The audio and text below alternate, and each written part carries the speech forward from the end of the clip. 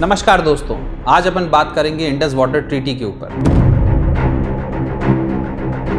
This is one of the most successful treaty which was signed between India and Pakistan, and indeed it's a most successful treaty if you see the history of treaties throughout the world. ये treaty water sharing पर है, Indus river water system के। 65 साल से ये treaty बनी हुई है। भारत और पाकिस्तान के बीच काफ़ी वॉर्स हुई हैं। 3 वॉर्स तो बहुत मेजर वॉर्स लड़ी गई हैं। इसके अलावा बहुत छुटपुट चीज़ें होती रहती हैं, बट ये ट्रीटी बनी रही। इस ट्रीटी को अबाइंस में डाल दिया गया। अबाइंस का मतलब होता है टेम्परेरी सस्पेंशन। ये कोई फॉर्मली टर्मिनेटिंग क्लॉज नहीं है, बट टेम्परेरी सस्पेंशन है। 22 अप्रैल 2025 को पहलगाम में टेररिस्ट अटैक हुआ था। तो एक पॉलिटिकल सिग्नल तो देना ही था पाकिस्तान को, and this was a political signal. It was not a legally binding move, but a political signal which was necessary. अब इस वीडियो में अपन क्या देखेंगे? अपन देखेंगे history of Indus water treaty.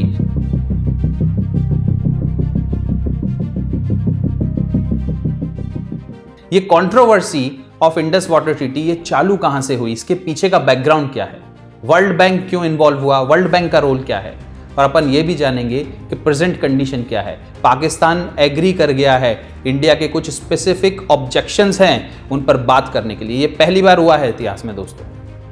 तो बात करते हैं इंडस वाटर की। इंडस रिवर ओरिजिनेट करती है हिमालयाज में, और जो बिल्कुल सूखा लैंड है पंजाब और सिंध का, उससे बहते हुए जाती है पाकिस्तान में। इसकी सारी ट्राइब्यूटरीज एक दूसरे में कन्वर्ज करती हैं, और finally this empties up in Arabian sea. बहुत बड़ा बेसिन है इंडस रिवर का, 5,18,000 स्क्वायर किलोमीटर का एरिया है इसका बेसिन।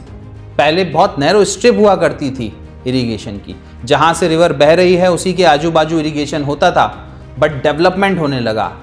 बहुत large network of canals and storage facilities बनने लगे, और इसके बाद अभी अराउंड 26 मिलियन एकड़ जमीन में इरिगेशन होता है इंडस वाटर सिस्टम का। ये बहुत ही बड़ा एरिया है। ये मान के चलें तो वर्ल्ड का लार्जेस्ट इरिगेटेड एरिया है, लार्जेस्ट रिवर सिस्टम है। पर ये कंट्रोवर्सी में, तो बात करेंगे इसकी इतिहास की। इसका इतिहास ही अपन को बताएगा कि इसकी कंट्रोवर्सी कहाँ से शुरू हुई थी। अब इंडस रिवर है और इसके साथ इसकी 5 ट्राइब्यूटरीज हैं। झेलम है, चेनाब है, रवि है, ब्यास है, सतलुज है। 1850 के दशक में ब्रिटिश एडमिनिस्ट्रेशन ने मॉडर्न इंजीनियरिंग वर्क चालू कर दिया था, और मॉडर्न इंजीनियरिंग वर्क करके बहुत बड़े बड़े कैनाल सिस्टम कंस्ट्रक्ट कर दिए थे। सिंध में, पंजाब में, इन रीजन्स में जो ओल्ड कैनाल्स थे या फिर इनंडेशन चैनल्स थे, इनको भी रिवाइव कर दिया, मॉडर्नाइज कर दिया। Greatest system of canal irrigation was made on this river in the world in 1850s। Canal का मतलब होता है दीज आर आर्टिफिशियल वाटरवेज, जो कि बहुत सी चीज़ों में यूज़ कर सकते हैं। नेविगेशन में भी यूज़ कर सकते हैं, और ऑफ कोर्स इरिगेशन में तो यूज़ करते हैं। फिर हुआ भारत का पार्टीशन। यहाँ से बात शुरू होती है सारी। बाउंड्री काटी गई इंडिया और वेस्ट पाकिस्तान के बीच में, तो इसमें इरिगेशन सिस्टम भी कट हो गया।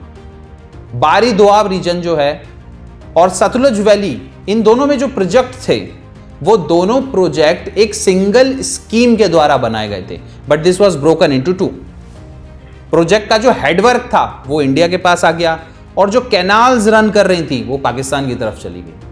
अब 80% इरिगेटेड एरिया जो था वो पाकिस्तान में था, बट हेडवर्क भारत में थे।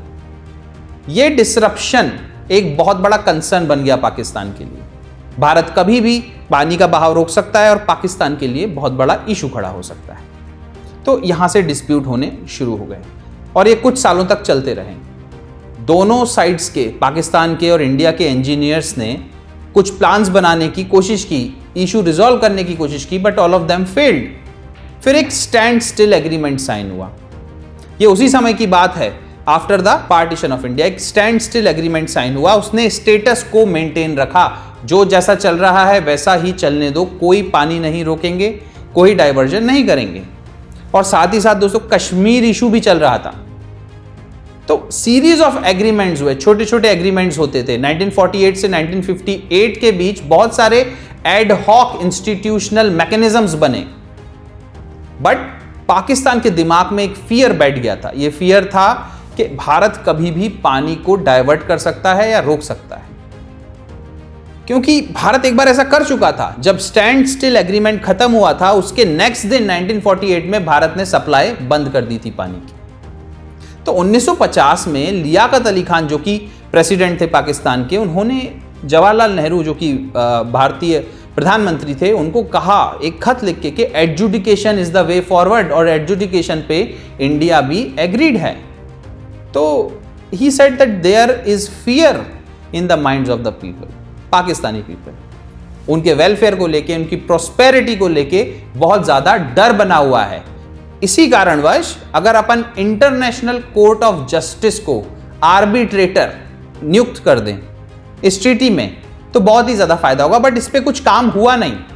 फिर 1951 आ गया। 1951 में डेविड लिलियंथल, ये एक फॉर्मर चेयरमैन थे टेनेसी वैली अथॉरिटी के, इन्होंने कोलियर मैगजीन, अमेरिका के थे, कोलियर मैगजीन जो कि अमेरिकन मैगजीन है, उसमें एक आर्टिकल लिखा। इस आर्टिकल में उन्होंने सजेस्ट किया कि इंडिया और पाकिस्तान के बीच जो भी मुद्दे हो रहे हैं इंडस वाटर ट्रीटी को लेके, उनके टेक्नीशियंस अगर they work together to make a comprehensive engineering plan, तो एक सिस्टम डेवलप किया जा सकता है। इंडस वाटर सिस्टम पे एक नेटवर्क डेवलप किया जा सकता है ज्वाइंट बेसिस पे, जो दोनों देशों को फायदा पहुंचाएगा। It will help both the countries. और वर्ल्ड बैंक इसमें असिस्ट कर सकता है, इसमें फाइनेंस कर सकता है। दोस्तों, यहां से वर्ल्ड बैंक का इन्वॉल्वमेंट शुरू होता है। यूजीन आर ब्लैक जो उस समय प्रेसिडेंट थे वर्ल्ड बैंक के, उनको ये बहुत अच्छा लगा।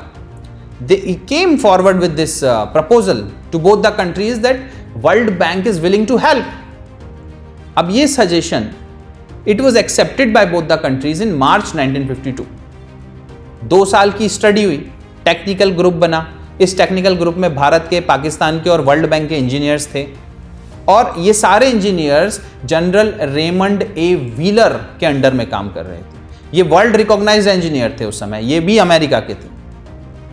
9 साल की नेगोशिएशंस चली, बहुत से मिसट्रस्ट हुए, बहुत सी कंप्लेन हुई, यूनाइटेड नेशन को हुई, यूनाइटेड स्टेट्स को हुई, इंग्लैंड को हुई, वर्ल्ड बैंक को हुई, और फाइनली 19 सितंबर 1960 को भारत की तरफ से जवाहरलाल नेहरू और पाकिस्तान की तरफ से आयूब खान ने इस समझौते पे साइन किया, और वर्ल्ड बैंक इस समझौते पे गारंटर बना। अब इस एग्रीमेंट के बारे में जानते हैं, ये एग्रीमेंट है क्या। इस एग्रीमेंट के तहत जो ईस्टर्न रिवर्स हैं, रवि है, बियास है, सतलुज है, इसका पूरा पानी भारत को एलोकेटेड है। भारत के पास इसके एक्सक्लूसिव राइट हैं, अनरिस्ट्रिक्टेड राइट हैं। इरिगेशन कर सकता है भारत, डोमेस्टिक सप्लाई कर सकता है, हाइड्रो पावर जनरेशन कर सकता है। बट जो वेस्टर्न रिवर्स हैं, जैसे इंडस हो गई, झेलम हो गई, चेनाब हो गई, इसका पानी is largely allocated to Pakistan. India is not permitted to use its water. और इंडिया को जो वेस्टर्न रिवर्स पे परमिशन दी गई है वो बहुत ही छोटी है। नॉन कंजम्पटिव नीड्स के लिए आप यूज कर सकते हो, हाइड्रो पावर जनरेशन के लिए आप यूज कर सकते हो, नेविगेशन के लिए आप यूज कर सकते हो, डोमेस्टिक यूज कर सकते हो, एग्रीकल्चर में यूज कर सकते हो, स्मॉल स्केल स्टोरेजेस कर सकते हो। बट कुछ भी करने पे जो नदी का बहाव है, नदी का फ्लो है, जो पाकिस्तान में नदी बह रही है, उस पर फर्क नहीं पड़ना चाहिए। और रोचक बात यह भी है दोस्तों कि इंडस रिवर चाइना और अफगानिस्तान से भी बहती है। ऑल्दो बहुत छोटा इलाका है जो रिवर के बेसिन में आता है, चाइना का और अफगानिस्तान का, बट इंडस वाटर ट्रीटी में ये दोनों देश इंक्लूडेड नहीं है। अब फास्ट फॉरवर्ड करते हैं आज की समस्या पर। आज क्या इशू है? आज इस ट्रीटी को अबाइंस में डाल दिया गया है भारत की तरफ से। पहलगाम में जो अटैक हुआ 22 अप्रैल को, उसके बाद World bank is keen to resolve the disagreement. World Bank ने पहले भी 5 बड़े बड़े डिस्प्यूट हुए हैं इंडस वाटर ट्रीटी के। ये जो 65 साल गए हैं, ये ऐसे ही नहीं चले गए। 65 साल में भी 5 बड़े बड़े डिस्प्यूट हुए हैं, बट इंडस वाटर ट्रीटी पर आंच नहीं आई है। वर्ल्ड बैंक ने कैसे ना कैसे करके इसको सॉल्व करवा दिया गया। बट अब जो इंटरप्रिटेशन है इंडस वाटर ट्रीटी का, उस पर भी वर्ल्ड बैंक बात करने के लिए तैयार है। अभी तक कोई फ्रेश कॉन्फ्लिक्ट नहीं था। फ्रेश कॉन्फ्लिक्ट आया जब पाकिस्तान ने अपोज करना शुरू किया भारत के कुछ कंस्ट्रक्शन प्रोजेक्ट्स का, किशन गंगा प्रोजेक्ट का, रातले प्रोजेक्ट का। किशन गंगा प्रोजेक्ट 330 मेगावाट का प्रोजेक्ट है, रातले प्रोजेक्ट 850 मेगावाट का प्रोजेक्ट है। ये दोनों झेलम और चेनाब नदी पर हैं। याद रखना दोस्तों, झेलम और चेनाब वेस्टर्न रिवर्स हैं जो पाकिस्तान को अलोकेटेड हैं। अब आप सोचेंगे कि किस तरह से भारत इस पर डैम्स बना रहा है। देखिए भारत डैम बना सकता है, run of the river dam होता है वो, और run of the river dam में फ्लो पे किसी भी तरह का ऑब्जेक्शन नहीं आता है, फ्लो पे किसी भी तरह का फर्क नहीं पड़ता है। बट इसमें भी कुछ ना कुछ इश्यूज पाकिस्तान की तरफ से आ रहे हैं। भारत अपनी परमिसिबल लिमिट के अंदर ही काम कर रहा है और the union territory of Jammu and Kashmir is heavily paying for this.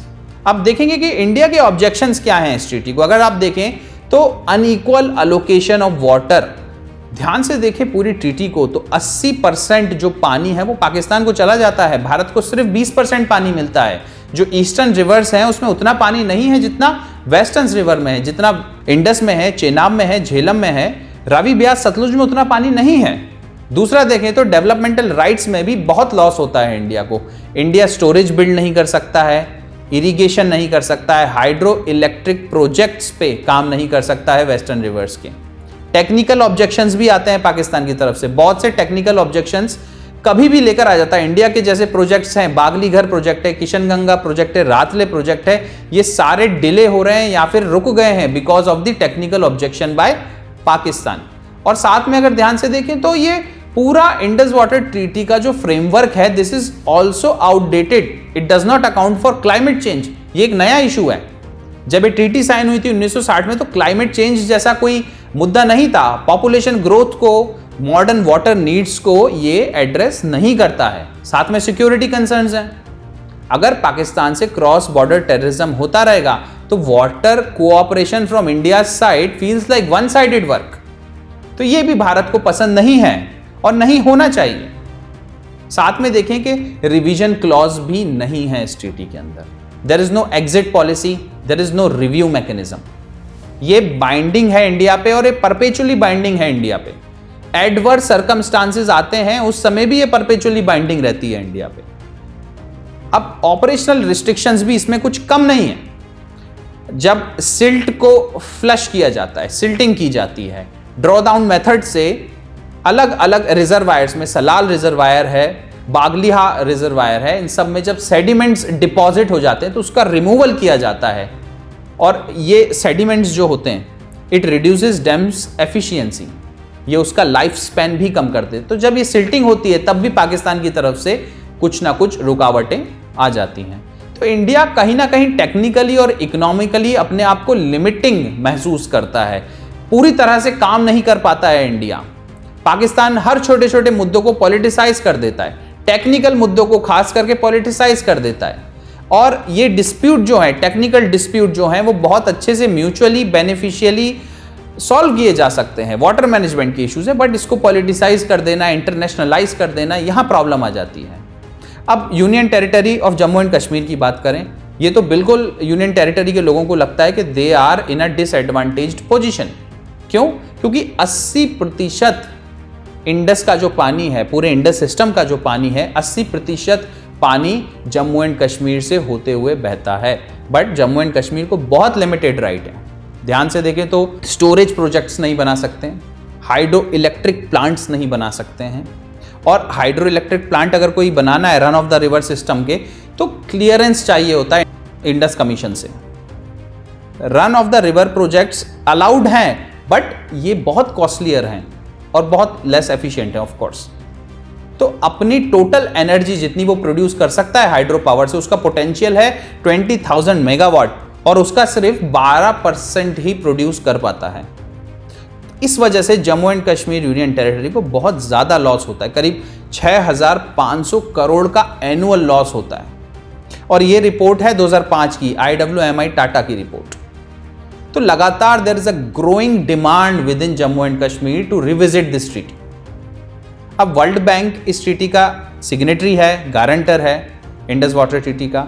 Historically उसने एक बहुत ही की रोल अदा किया है नेगोशिएशंस में, इसकी ड्राफ्टिंग में। ड्राफ्टिंग हुई थी 1992 से लेकर 1960 के बीच में, पूरा 9 साल का नेगोशिएशन हुआ था। और उसके बाद 5 अलग अलग जो डिस्प्यूट्स हुए थे उसमें भी बहुत की रोल अदा करा है वर्ल्ड बैंक ने। और continuously World bank is also monitoring the treaty, it is also ready to mediate in the disputes whenever required. आप ध्यान से देखें तो भारत एक बहुत बड़ा बोरोवर है, $103 बिलियन अभी तक भारत ने बोरो करे हुए हैं वर्ल्ड बैंक से। बहुत बड़ा कस्टमर है भारत वर्ल्ड बैंक का। That is the reason India के पास एक लेवरेज है। बैंक बहुत कॉशियस रहता है इंडिया के साथ जो भी डिप्लोमेसी होती है उस पर। तो अभी रिसेंटली पाकिस्तान रेडी हो गया है ऑब्जेक्शंस जो इंडिया के हैं उस पर बात करने के लिए। ये हुआ है दोस्तों पहलगाम अटैक के बाद, जब इंडिया ने इंडस वाटर ट्रीटी को अबाइंस में डाला था और ऑपरेशन सिंदूर लॉन्च कर दिया था। उसके बाद अब प्रीवियसली भी जनवरी 2023 में, फिर सितंबर 2024 में इंडिया ने रिक्वेस्ट की थी रिव्यू करने की, मॉडिफाई करने की Indus water treaty, but Pakistan ने इस पर कोई भी एक्सप्लिसिट विलिंगनेस नहीं दिखाई थी। अब देखते हैं आगे क्या होता है। देखते हैं कि इंडस वाटर ट्रीटी का जो इशू है in the aftermath of operation Sindoor ये किस तरह से सॉल्व होता है, किस तरह से भारत के जो स्पेसिफिक ऑब्जेक्शंस हैं जो अपन ने इस वीडियो में देखे वो सॉल्व किए जाते हैं पाकिस्तानी साइड से। इसके इम्प्लीकेशंस बहुत से हो सकते हैं। इसके इम्प्लीकेशन डिप्लोमेटिक हो सकते हैं, इसके इकोनॉमिक इम्प्लीकेशन हो सकते हैं, पीपल टू पीपल इम्प्लीकेशन हो सकते हैं। अब it is the time to wait and see what happens next. Jai Hind.